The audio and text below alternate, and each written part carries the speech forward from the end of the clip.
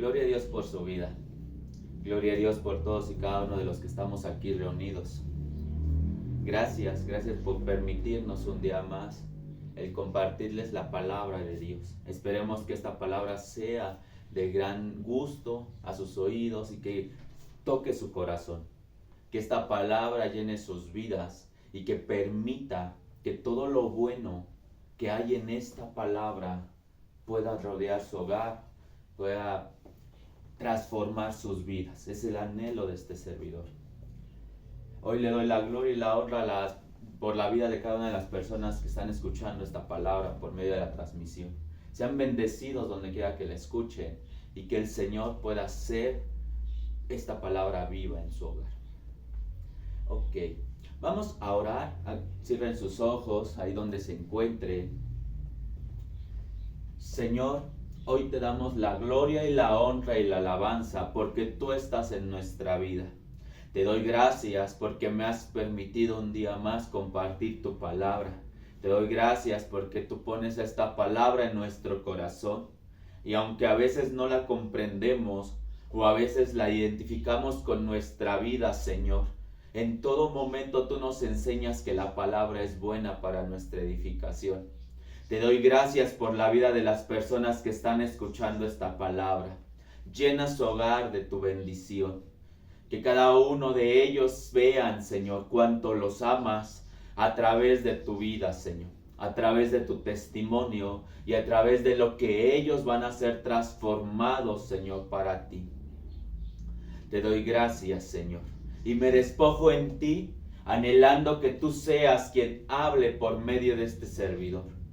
Que tú seas quien ministre la palabra, que cada palabra que has puesto en nuestro corazón, Señor, llegue al corazón de las personas que la están escuchando. Te doy gracias por permitirme un día más estar aquí. Te alabo porque tú eres bueno. Te doy la gloria y la honra en el poderoso nombre de Jesús. Amén y amén. Ok, hermanos, pues gloria a Dios por su vida. Gloria a Dios porque hoy Él nos permitió un día más. Él nos permitió volver a entender que tenemos una oportunidad más de hacer las cosas bien. Y hoy anhelo que esta palabra que Dios ha puesto en mi corazón para cada uno de ustedes sea buena, sea agradable.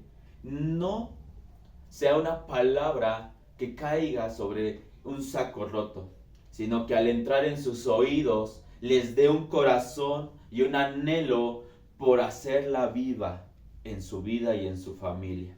Pero sobre todo que transforme su hogar. Que esta palabra pueda edificar a su hogar, a sus hijos, a su familia y a cada las personas que ustedes aman. Le doy la gloria a Dios porque me permite ser el portador de ella. Espero que sea de edificación. ¿Ok, hermanos? Bueno. Por favor, acompáñenme al libro de Nehemías, capítulo 1. Y esta palabra en estos días ha llegado a nuestra vida de una manera muy sorprendente. Podríamos decir que esta palabra ha marcado muchas áreas en nuestra vida. Y me gustaría compartirla a modo de que ustedes puedan entender lo que Dios puede hacer a través de cada uno de ustedes. Amén. Ok, vamos a empezar desde el versículo 1, el capítulo 1 y versículo 1 de Nehemías. Y dice la palabra de Dios. Palabra de Nehemías, hijo de Acalías. Aconteció en el mes de Quisleu, en el año 20, estando yo en Susa, capital del reino, que vino Ananí, uno de mis hermanos, con algunos varones de Judá. Y les pregunté por los judíos que habían escapado, que habían quedado en la cautividad y por Jerusalén. Y me dijeron, el remanente, los que quedaron de la cautividad, ahí en la provincia están en gran maldad y afrenta, y el muro de Jerusalén derribado, y sus puertas quemadas a fuego.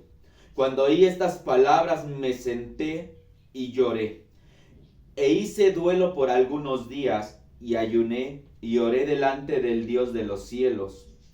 Y dije, te ruego, oh Jehová, Dios de los cielos, fuerte, grande y temible, que guarda el pacto y la misericordia a los que aman y guardan sus mandamientos. Me detengo ahí tantito. Empieza la palabra de Dios con un profeta que tuvo una necesidad y una preocupación por preguntar por el pueblo. Él dice que él estaba cerca del reinado, que él estaba viviendo en otro lugar. Y entonces pasa uno de los siervos, uno de sus consiervos, y le pregunta por el pueblo. ¿Cómo están aquellos que habían sido liberados de la cautividad? Aquellos que ya estaban en Jerusalén. Entonces ellos le responden, ¿qué crees? Que están mal. Tienen problemas, hay persecución, están mal. Ellos tienen sufrimiento. Entonces tocan una palabra en la cual queremos hoy tomar principalmente esa palabra. Dice la palabra que le dicen, los muros de Jerusalén están derribados. Entonces eso causa un dolor en Nehemías, eso causa una preocupación. Y dice la palabra que Nehemías entonces dispone en su corazón orar y ayunar por el pueblo. Él se prepara delante de Dios y le empieza a pedir misericordia. Y tiene algo peculiar su oración. Él le dice a Dios en su oración, ¿tú que te acuerdas del pacto? Muchos de nosotros hemos entendido que el pacto con Dios es un obsequio que Dios nos da, pero que no pasa al momento. Es una promesa que va a venir, que sabemos que Dios la va a cumplir porque sus pactos se cumplen, pero que no en el momento que nosotros queremos. Y entonces Nehemías toma esa palabra y se la recuerda a Dios en su oración, en su clamor, y dice, oye, es que me estoy preocupando por el pueblo, pero necesito venir a ti, el Dios de misericordia, que se acuerda de sus pactos. Le estaba recordando a Dios, no porque a Dios se le haya olvidado, sino porque él entendía que necesitaba buscar a Dios para que él se acordara que tenía un pacto con el pueblo de Israel, de Jerusalén.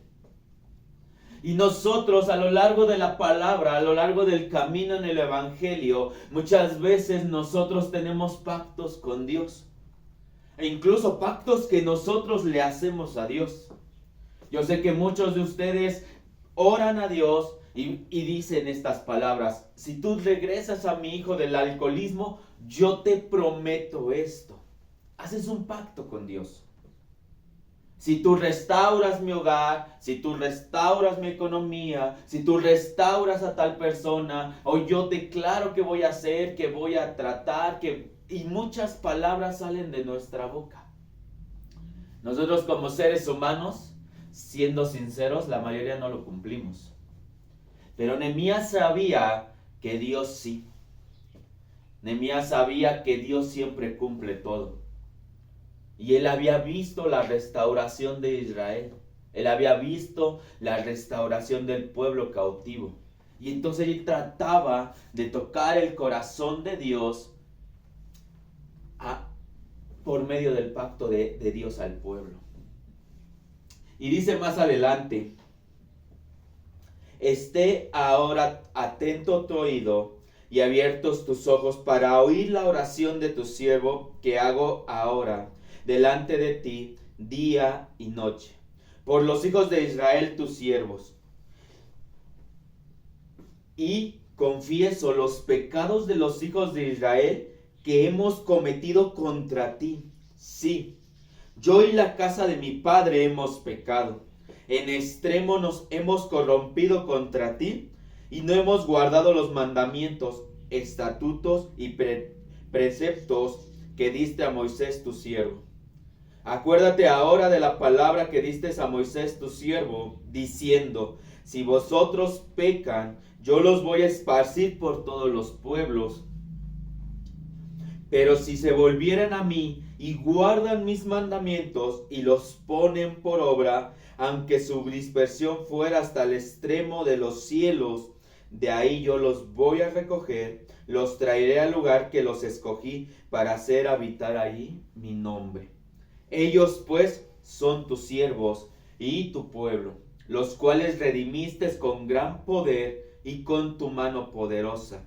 Te ruego, oh Jehová, esté ahora tu oído atento a la oración de tu siervo y a las oraciones de tus siervos, quienes desean reverenciar tu nombre. Concede ahora buen éxito a tu siervo. Y ahí me detengo en esta parte. ¿Qué hizo Nehemías? Entró en lo más profundo. Él entendió que el pueblo estaba mal, no solo porque había sido liberado de la cautividad, sino porque el pueblo traía consigo pecado y eso les impedía seguir adelante. Y en el reino de Dios, nosotros vamos a ver a muchas personas que están cometiendo errores, que están cometiendo pecados, y lo único que hacemos en nuestra vida, o en nuestros labios, en nuestras palabras, es enjuiciar. Muchos de nosotros, al escuchar que un hermano cayó en error, en pecado o en falta de honra o lo que sea, cualquier palabra que llegue a nuestros oídos, lo primero que sale de nuestros labios es decir, ¿cómo puede ser posible si él era el superungido? Si él era el que oraba. Ay no, Dios me guarde de sus oraciones porque ahora es un pecador. Pero Nehemías no lo entendió así. Nehemías se puso en la disposición primero de orar y ayunar para que Dios lo escuchara a él. Segundo, al oír, le dijo, ya que está atento tu oído, perdona nuestros pecados. Nehemías no estaba con el pueblo. Nehemías no formaba parte de lo que el pueblo estaba cometiendo y estaba haciendo, pero él entendía que habían pecado contra Dios. Y en lugar de ir y enjuiciarlos y darles una palabra y sabes que te vas a ir al infierno y vas a ser destrozado, no, él oró en su lugar, en su lugar de oración, y él dijo, Señor, hemos pecado, mi casa y yo hemos pecado contra ti. Y nosotros no lo hacemos de la misma manera. Si uno de nuestros hijos comete un error o un pecado, lo enjuiciamos. Pero no soltamos ese amor que nos enseñó Cristo. Ese amor de aquel que subió a la cruz, a un madero, por cada uno de nosotros, aún sabiendo que hoy lo íbamos a negar, que no lo íbamos a seguir, o que tal vez ni siquiera lo íbamos a amar. Él subió en la misma posición de Nehemías y dijo, Padre, hemos pecado. Yo llevo los pecados del mundo en mí porque hemos pecado contra ti, contra el cielo. Perdónalos. Perdónalos a todos. ¿Cuántos tenemos eso en nuestro corazón? Nehemías se había preocupado porque los muros estaban derribados. Porque sabía que había una brecha en el pueblo, que había una fisura en los muros que impedía que el pueblo sea resguardado. Porque para eso son los muros. Cuando tú cercas tu casa, cuando tú fabricas una casa, por lo regular le pones una malla, una cerca o muros de concreto porque quieres proteger lo que hay por dentro. Lo mismo había entendido Nehemías. No había quien los protegiera. No había quien se levantara para que el pueblo dejara de ser fácil de destruir. Cuando alguien en tu hogar comete un error, comete un pecado, se abre una fisura en los muros que protegen tu hogar. Recuerda que la palabra de Dios dice en Job, cuando Satanás habla con Dios, le dice, tú lo estás cercando, yo no puedo hacer nada contra Job. Tú eres quien lo cerca. Pero cuando Satanás le dice a Dios, pero tú permite que yo lo toque, o sea, tú permite que yo pase por esa cerca y pueda tocar a Job. Y lo mismo pasa en tu vida espiritual. Tú tienes una protección y tú puedes decirme, yo casi no voy a la iglesia, mi esposa sí, yo no. Pues las oraciones de esta mujer te cercan tu vida. Y muchas veces te preguntas, ¿cómo es posible que fui a tal lugar y me iba a tocar un robo, un asalto y no me pasó nada a mí? Tú puedes decir que es suerte, tú puedes decir que es porque, tú eres bien suertudo en el mundo y nada te va a tocar. No es cierto. Hay un resguardo de una mujer que ora por ti. Al igual que con tus hijos. Tú piensas que ellos están en el mundo desolados porque están cometiendo pecados, pero tus oraciones como madre o como padre ponen en ellos una guarda, un cerco. Y Nehemías había entendido que ese cerco se había quebrado. Y él oró. Y él no solo oró, sino que él se hizo partícipe del pecado del pueblo. Si nosotros entendiéramos esto como padres, entonces sabríamos que el cerco de nuestro hogar se rompió porque dejamos de orar. Porque fuimos apáticos.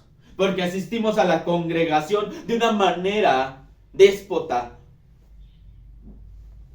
O de una manera hipócrita. Asistimos a la congregación viendo qué hizo bien o qué hizo mal el pastor hoy. Es que eso lo hizo mal, eso no es bueno. Es que eso es antibíblico. Y no te pones en la posición de ir con el anhelo de que Dios sea quien te hable a tu corazón y en tu vida y resguarde una vez más tu hogar. Entonces tú empiezas a abrir fisuras en tu hogar, esos muros se debilitan y entonces llega el momento en el que el enemigo ve la fisura y entra. Hace algún tiempo, mientras nos encontrábamos en buenos términos con Dios, me refiero a que todos los días lo buscábamos. Me refiero a que todos los días estábamos en su presencia. Todo era la iglesia, todo era orar, todo era bendecir, todo era estar en Él, todo era servir. En un tiempo, mi esposa tuvo un sueño o una visión. No recuerdo bien. Pero dice que ella veía un muro blanco muy grande.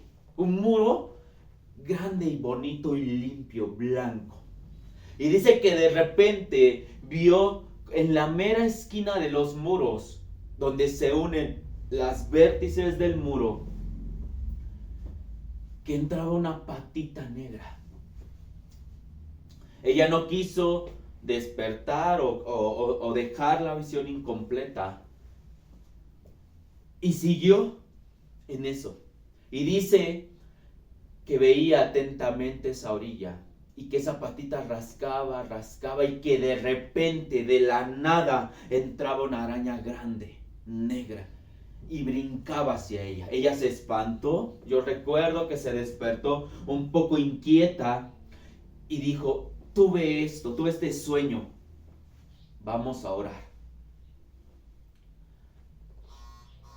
Y después, con el tiempo, empezamos a decaer. Espiritualmente ya no orábamos, ya no nos importaba ministrar, compartir la palabra, visitar enfermos o hacer lo que nos gustaba, aquello que nos fascinaba. Vino a nosotros un tiempo donde nos empezamos a secar por dentro. ¿Qué pasó? Hoy lo entiendo. Nuestros muros empezaron a tener fisuras. Pero en vez de levantarnos con más necesidad de Dios, con más intensidad, lo dejamos pasar. Permitimos que empezara a ver en nosotros una sequedad total. Y yo sé que a muchos de ustedes les ha pasado. Van a la congregación y se enteran de algo de la iglesia. es que el hermano, el que era el mano derecha del pastor, hizo esto. No, es que el pastor dijo esto. No, ¿qué crees que tal hermano hizo esto? La líder. Y cuando llegan esas palabras a nuestra vida, no oramos por aquellas personas. Lo que hacemos es juzgarlos y empezar a latigarlos y decir que ellos son unos pecadores. Y decir que ellos han hecho y han cometido muchos errores. ¿Y los juzgamos en base a qué? A nuestros pensamientos. Pensando que nosotros estamos bien. Pensando que nosotros sí hacemos bien las cosas. Esa fisura que permitimos que entrara en nuestro hogar, que permitimos que destruyera nuestros muros, nos costó muy caro. Nos hizo tocar fondo. Y solamente tocando fondo pudimos permitir a Dios que volviera a entrar a nuestra vida.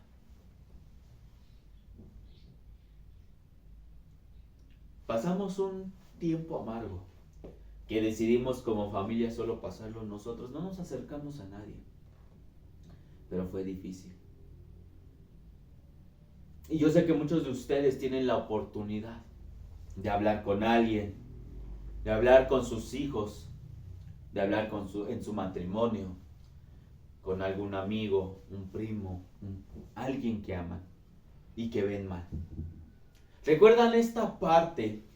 Dice la palabra de Dios que Pablo estaba cerca de Pedro. Y él veía que Pedro, cuando estaba con los judíos, se comportaba como un judío. Pero cuando Pedro iba y estaba con gentiles o con las personas del pueblo, él se comportaba como los del pueblo. Pero Pablo fue bien sabio, porque dice la Biblia que Pablo esperó a que Pedro regresara al Espíritu. Y una vez en el Espíritu, Pablo se acercó y le dijo lo que había visto. Él no lo juzgó. Él no dijo, ay, este hombre es un pecador. No. Él llegó de buena manera y le dijo, oye, Pedro, no es sano lo que estás haciendo. No es bueno. Tal vez no sea yo quien te lo diga, o tal vez sí, pero si puedo ayudarte en algo, adelante. Él no lo juzgó. No llegó a destrozar su vida, a hacerlo sentir menos. No. Él esperó el momento correcto para llegar y decirle, oye, estás destrozando el evangelio por tu testimonio. Te lo digo de buena manera. Y Pedro lo entendió. Porque lo dijo en el momento correcto. Vuelvo al mismo tema. Llegamos, oye, ¿por qué estás pecando? Te vas a ir al infierno. Y la persona se ofende y en vez de restaurar su vida, se va. Se va de la congregación, ya no quiere saber nada, porque piensa que todo mundo lo estamos atacando. ¿Y Jesús? Por él murió. No solo por ti. Tú eres parte del paquete, pero por ellos murió. Y nosotros no tenemos tantita misericordia de llegar y darles una palabra en el Espíritu y restaurar sus vidas. Porque tal vez tú no lo entiendes, pero aún los líderes se cansan. Aún los servidores se fatigan espiritualmente. Y cometen errores como seres humanos, pero ellos no quieren ser juzgados, no quieren. Ellos anhelan solo una palabra que avive el fuego que había en ellos y que ellos anhelen ser restaurados. Ellos también, como pastores, como servidores y ministros de Dios, también necesitan que una persona llegue con el amor de Cristo y los restaure. No solamente tú. Una ocasión, cuando teníamos un grupo de reunión, una hermanita se acercó De buena manera, no lo dijo de mala. Sentí la sinceridad en su corazón. Ella dijo, ay, ustedes porque ya están en Dios, por eso a ustedes no les pasa nada, pero yo todos los días sufro. Y yo le contesté, hermana, todos sufrimos, todos tropezamos, sí. La diferencia es cómo respondes con Dios de tu lado o sin Dios de tu lado. Usted no puede decir que todos los días sufre si Dios está de su lado. Más bien ahora es que tengo que hacer Dios para que esto no mueva mi fe. Esa es la diferencia, hermanos. Por eso ustedes ven líderes que siguen adelante, que durante años han sufrido, pero siguen de pie. Porque ellos todos los días se preguntan, Señor, ¿cómo voy a superar esto? Y a veces esperan palabra de Dios y nunca les llega o les llega tarde, pero ellos piensan que nadie se preocupó por ellos. Aunque no es así. Dios siempre trae la palabra a tiempo, pero a veces la necesitamos antes. O pensamos que la necesitamos antes. Y aquellos a los que Dios nos permite establecer amistad, con los que Dios nos permite ejercer una familiaridad, entonces nosotros esperamos que sean ese tipo de personas quienes estén en el momento adecuado de nuestra tribulación.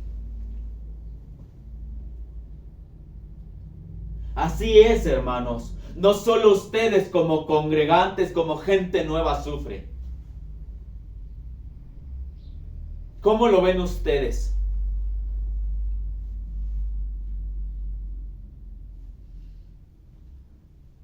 Pasa por su mente, ya me voy de la iglesia, aquí no me quieren, aquí no me saludaron, no me abrazan, hoy aquí son bien amargados, no, aquí no esto, no, y así estamos, cada iglesia es lo mismo, así estamos, donde entramos, esto no está bien, esto está mal,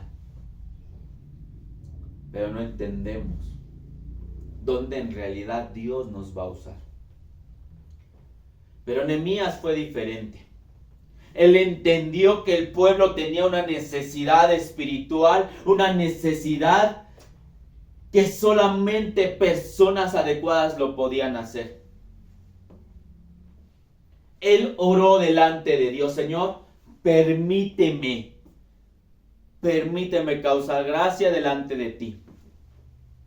Permite que vaya y que hagamos algo por el pueblo porque necesitan tu misericordia. Si tú me permites, yo iré. Y así debe de ser nuestra oración. Señor, permíteme rescatar a mi hijo del alcohol, de las drogas. Yo voy a ir, pero dame los fundamentos necesarios para ir. Hace algunos días comencé un estudio que dice fundamentos del reino. Y eso es explícitamente lo que no queremos, un fundamento. ¿Por qué? Porque los fundamentos no son de acuerdo a lo que tú piensas, es de acuerdo a lo que Dios quiere que sea establecido. Tú quieres llegar, orar y que Dios restaure enfermos al momento que tú lo quieres. Pero hay un fundamento claro, oración y ayuno. Nehemías lo entendía. Él sabía que los fundamentos para establecer el reino de Dios en Jerusalén, una vez más, era la oración y el ayuno. Y entró en la presencia de Dios hasta que Dios mostró su misericordia y lo envió a él.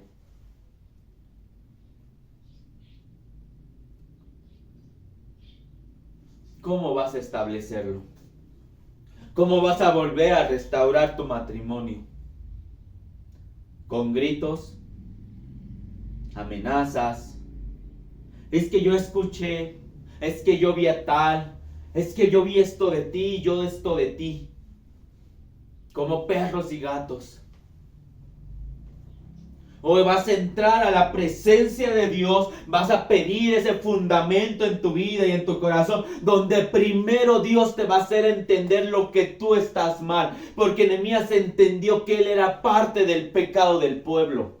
Y él no se echó para atrás. Él no dijo, es que tu pueblo pecador, ellos se van a ir al infierno. No, él dijo, hemos pecado. Él incluyó en el fundamento del pecado del pueblo para después entrar al fundamento del reino de Dios y decir, Señor, ten misericordia.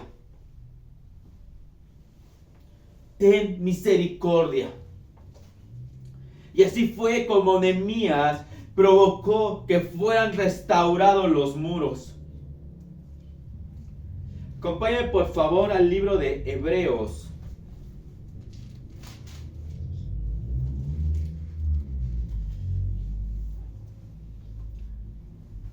Capítulo 4. En el libro de Hebreos, ahora hablamos de Cristo. Hablamos de la parte más fundamental en el reino de Dios. Y eso lo entendió Nehemías. Pero Jesús lo estableció. Dice la palabra de Dios en el capítulo 4, versículo 14. Por tanto, teniendo un gran sumo sacerdote que traspasó los cielos, Jesús, el Hijo de Dios, retengamos nuestra profesión. Porque no tenemos un sumo sacerdote que no pueda compadecerse de nuestras debilidades, sino uno que fue tentado en todo según nuestra semejanza, pero sin pecado. Acerquémonos pues confiadamente al trono de la gracia para alcanzar misericordia y hallar gracia para el oportuno socorro.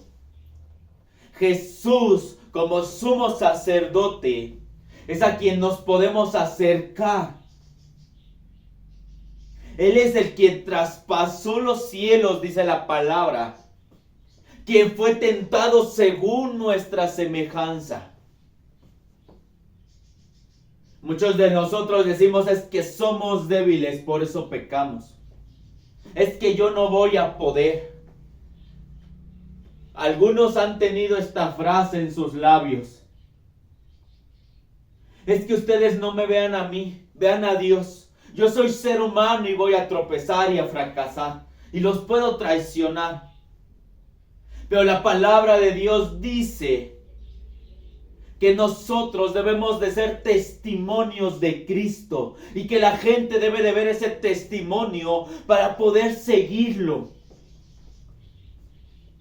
Si nosotros somos elegidos, predestinados por Dios, entonces debemos de permitirnos soportar cualquier lucha espiritual, cualquier pecado o cualquier cosa que quiera derribar nuestros muros.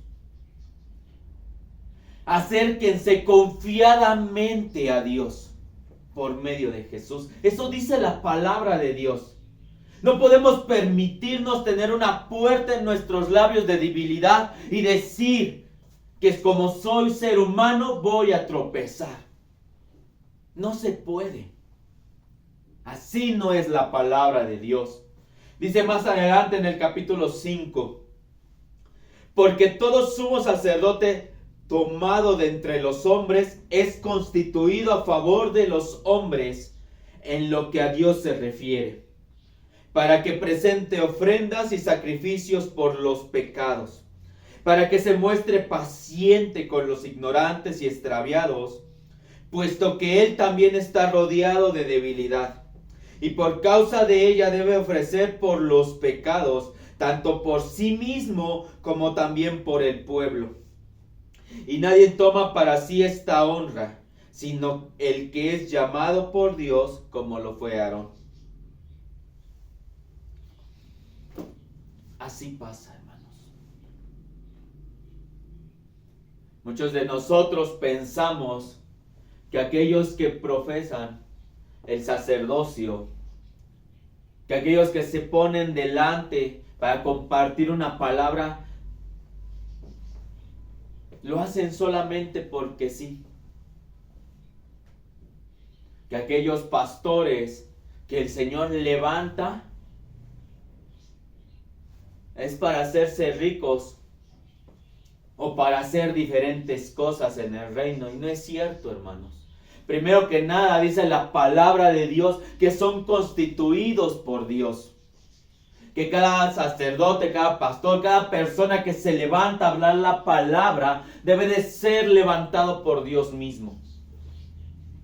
Y cada uno de ellos debe de entender que el reino de Dios se debe de perfeccionar en su debilidad. Pero hay algo que quiero vincular con Nehemías. Dice la palabra que el sumo sacerdote es aquel que se presenta delante de Dios y presenta ofrendas para que el pueblo sea perdonado. Y aún presenta ofrendas por sus propios pecados, por sus propios errores. No como decir, los comete día a día libremente, no, sino porque él forma parte de los pecados que el pueblo ha cometido. Y que él se debe de guardar, que él debe de estar en santidad plena para que tus pecados suban delante de Dios y sean borrados. Como dice la palabra, sean limpiados con las aguas. Que si tu pecado era rojo, ahora es blanco, limpio, puro. Ya no existe delante de Dios. ¿Tú piensas que es fácil? Ellos se debilitan por ese tema. Porque ellos tienen que dar la cara no solo por ellos mismos, sino por todos ustedes. Por todos los que dependen de sus oraciones.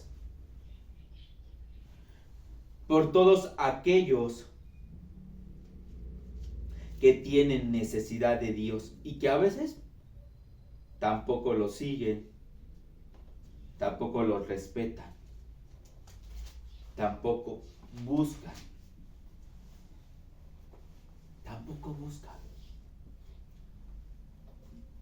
Así es, hermanos. Dice la palabra de Dios. Miren, acompáñenme a esta epístola de Pablo. En la segunda epístola de Timoteo. Timoteo era un siervo de Pablo. Fue constituido para ser un gran pastor.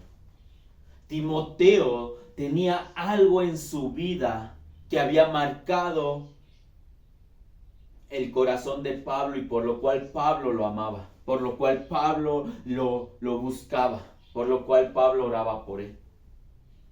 Pero dice la palabra de Dios en la segunda epístola de Timoteo por el apóstol Pablo, en el versículo 3.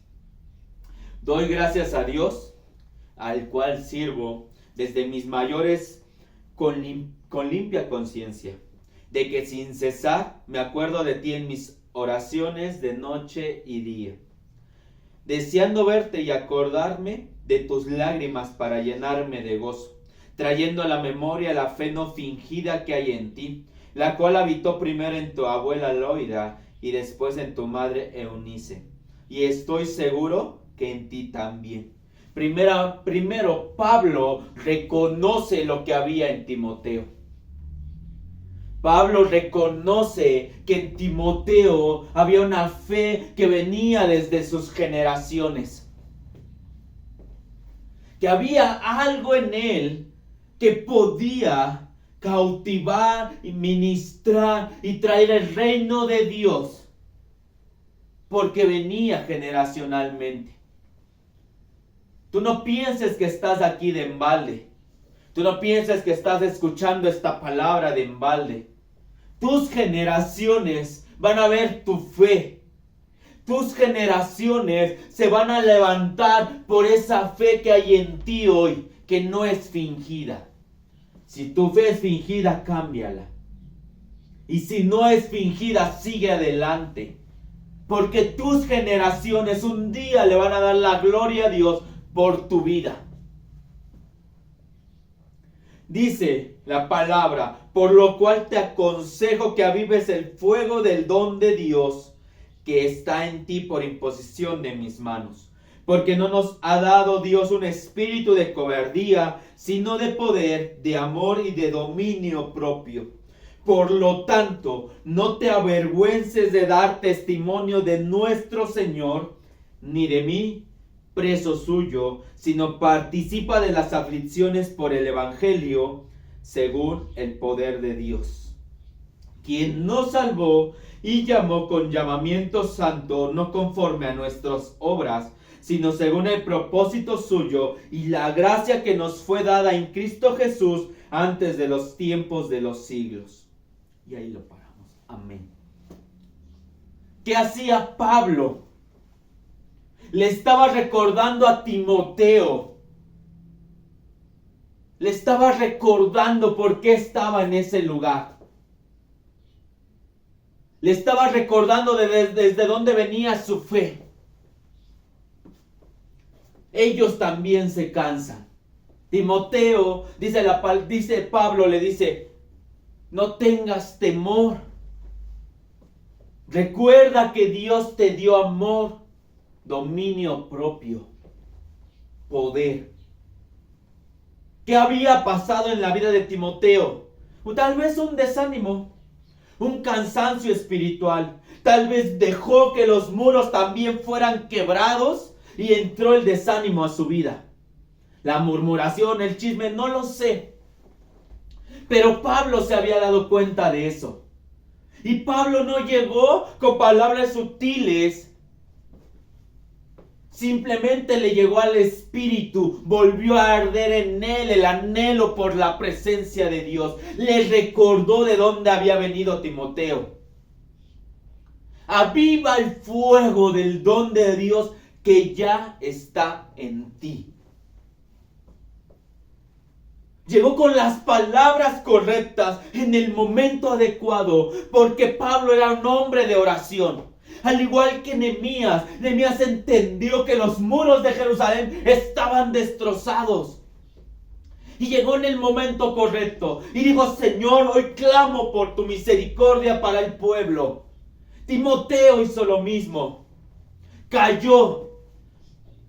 Y Pablo lo levantó en el momento adecuado y dijo, aviva ese fuego. Si tú eres aquel que pone en tela de juicio la honra de los hermanos, de los pastores, de los líderes, aún de tus propios hijos o de tu esposo, de tu esposa. Si tú eres aquel que pone en tela de juicio todo lo que los demás hacen pensando que solo tú eres correcto, déjame decirte algo. Ponte en el papel de pecador y primero júzgate a ti mismo. Y cuando tú estés en la santidad, no llegues ahora a juzgarlos, levántalos para que entren en la misma santidad que tú. Y si no la alcanzas, recuerda que hay un sumo sacerdote que nos enseñó a vivir sin pecado. Jesús. Recuerda que hay un hombre que vivió, que caminó santo y que aún así murió por tus pecados. Y si dice Pablo, sean imitadores de mí como yo lo soy de Cristo, entonces quiere decir que aún Pablo podía subir a la cruz por los pecados de todos ustedes. Y si nosotros podemos ser imitadores de Pablo, porque tal vez no alcancemos el de Cristo, entonces quiere decir lo mismo, que debemos un día alcanzar el morir por aquellos que están mal. Tal vez tú dices, ya no tienen remedio. ¿Para qué sigo orando por él? ¿Para qué sigo orando por mi matrimonio si ya no pasa nada? Se está muriendo tu hijo en los vicios, ¿para qué seguir orando por él? Llegó el divorcio, la destrucción familiar, cualquier nombre que le quieras poner. Y piensas que ya murió todo. Solo recuerda una cosa. A Jesús llegaron las hermanas de Lázaro y le dijeron, primero llegó una, Marta. Jesús, si tú hubieras estado ahí, Lázaro, tu amigo, no hubiera muerto. Y Jesús le contesta, recuerda que va a resucitar en el día postrero. Y Marta no lo entendió. Y después llega María con el corazón quebrado de las mismas palabras y le dice, Señor, si tú hubieras estado ahí, tu amigo no muere. Pero yo sé que tú lo puedes resucitar. Ella tocó el corazón de Jesús. Pero aún Jesús no decidió ir. Aún Jesús no corrió directo con su amigo. Dice la palabra que él se apartó un tiempo. Y pasado 3 días, cuando ya el cuerpo yería, ya el cuerpo se estaba pudriendo, Jesús fue. Jesús fue y dijo, porque esto es para la gloria de Dios Padre. Jesús había entendido que no iba a ir en el momento que ellos querían, que en el momento que ellos pensaban, porque entonces el milagro no se hubiera escrito, porque él si hubiera llegado en el mero día que murió, hubieran dicho, no murió, solo estaba desmayado. O tal vez solo cayó en un coma y ya despertó. No había milagro. No se hubiera escrito en la palabra para que hoy habláramos de él.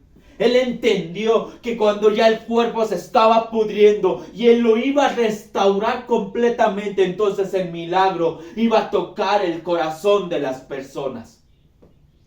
¿Tú piensas que tu familiar ya está pudriéndose? ¿Ya murió espiritualmente? ¿Que el pastor en el que crees ya está mal? Entonces empieza a clamar, toca el corazón de Jesús para que en el tiempo correcto Él llegue. No en el tiempo que tú quieres. No en el tiempo que tú quieres. Jesús lo había entendido. Que si Él llegaba antes, no pasaba nada. No pasaba nada. Cierra tus ojos. Ahí donde estás, medita. Medita en aquellas personas que tú anhelas que un día sean restauradas. En aquellas personas que piensas que ya no tienen una oportunidad de seguir. En aquellas personas que piensas que ya no vale la pena orar por ellas. Y tal vez para ti ya están muertas. Tal vez para ti esos muros ya no son restaurados, ya no se pueden reedificar más. O tal vez ya no haya un avivamiento en ellos que los regrese a Cristo. Pero déjame decirte algo, mientras el cuerpo siga de pie hay una oportunidad. Vamos a orar. Deja que Dios toque tu corazón. Que abra tus labios y ora por aquella persona que aún todavía está mal. Padre, hoy nos presentamos delante de ti.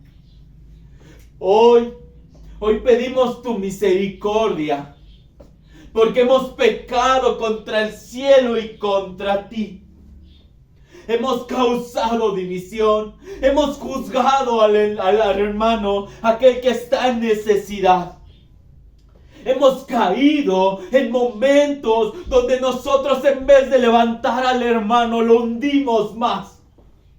Vemos a nuestros hijos destrozándose todos los días en pecado y en vez de mostrarles amor los hundimos más con nuestras actitudes.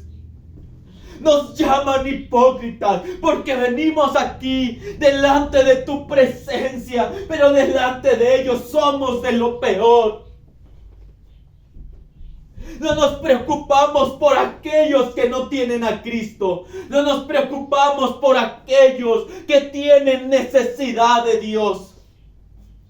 Padre, ten misericordia, porque hemos pecado contra el cielo y contra ti. Los muros se derribaron. Dejamos de tener ese fuego dentro de nosotros. Dejamos de buscarte a ti, el único santo, el único que entiende cómo poder salir adelante.